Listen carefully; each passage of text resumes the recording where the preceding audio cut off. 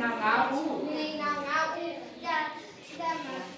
တယောက်ဆောင်သွားမယ်တယောက်ဆောင်များဖြစ်ပါတယ်ခင်ဗျာ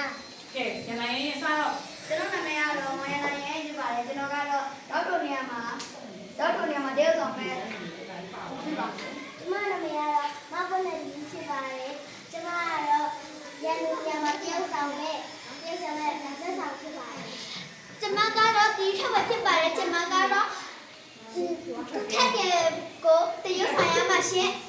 အားလုံးပဲမိကြပါရှင်ကျမနာမည်ကနန်းသက်မိုးဆက်ဖြစ်ပါတယ်ရှင်ကျမကတော့ရွှေပြည်စိုးနေရာနေပြီးတော့တရုတ်ဆိုင်ရမှာဖြစ်ပါတယ်ရှင်ကျွန်တော်နာမည်ကတော့ခုံခဲပဲဖြစ်ပါတယ်ကျွန်တော်ကတော့မိဘူးလေးညမှာတရုတ်ဆောင်တော့ဖြစ်ပါတယ်ခင်ဗျာ အားလုံး အားလုံးပဲရှိယူခါစားကြပါရှင်ညီတော်ငါဦးထဲမှာငါအဝဆုံးအကြီးဆုံးဒါကြောင့်ငါအမျက်ဆုံးกว่าအောင်မယ်မဟုတ်တာလို့ကျွန်တော်ကအမျက်ဆုံးဖြစ်ကြည့်ပါလား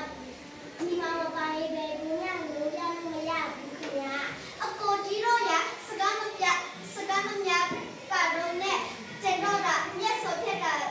ပါတယ်ကျွန်တော်ကအမျက်ဆုံးဖြစ်တာ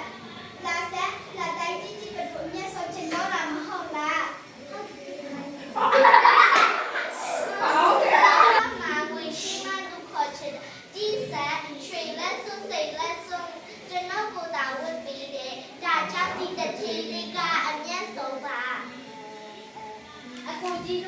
အကိုကြီးတို့ဖယားရှိခိုးကူရဲ့လားအခုလာအိုကြီးတာတမ်းမှာ